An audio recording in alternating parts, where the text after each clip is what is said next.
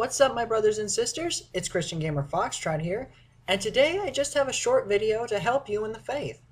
For those looking for a good part of the Bible to really learn from, this video is for you, because here are 5 books of the Bible that I recommend for all Christians to read. Now, I'm not saying that these books are better than any other books of the Bible. They're just books that I feel like sharing and find very great for those in the faith. By all means, read the other books. Trust me, you'll get something out of them too. With that said, let's get into this. Number 1, Leviticus. If I had to name one of the books of the law to share, Leviticus is a must. Why? Well, Leviticus contains a major part of the laws found in the Old Testament. Sure, the 10 Commandments are found in Exodus, but Leviticus contains laws regarding sacrifices to God, which foods can and cannot be eaten, the kosher laws, and how to stay clean rather than unclean, just to name a few examples. I'm sure you will find something new and interesting regarding this book, which is why I highly recommend it. Number 2, Revelation, the prophecy of the return of the Messiah. It's the book that tells us everything that is going to happen before Jesus' return, and gives us a look at our future home, the New Jerusalem. The end of evil as we know it and eternal life with God. Not to mention that it gives hope to those living in the end of days. That is some hope to stand behind. Number 3 is Job.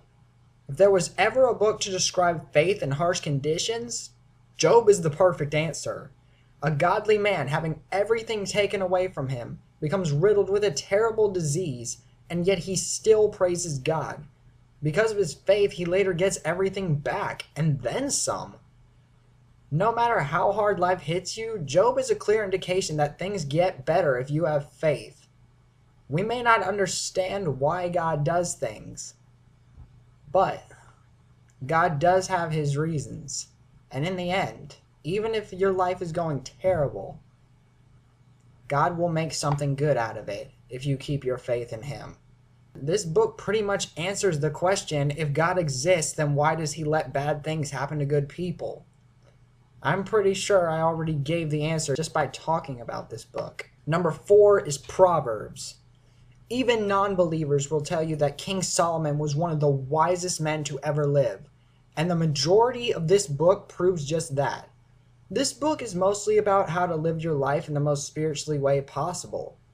Most of the sayings were written by Solomon, but there are certain parts written by others, and all of them provide a knowledgeable look at life and how to grow spiritually.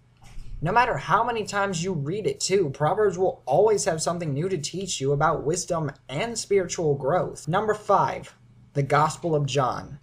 Probably one of the most famous books in the Bible, John's Gospel provides an excellent look into the life of Jesus Christ, his miracles, his resurrection, his eventual return, and most importantly, his divinity.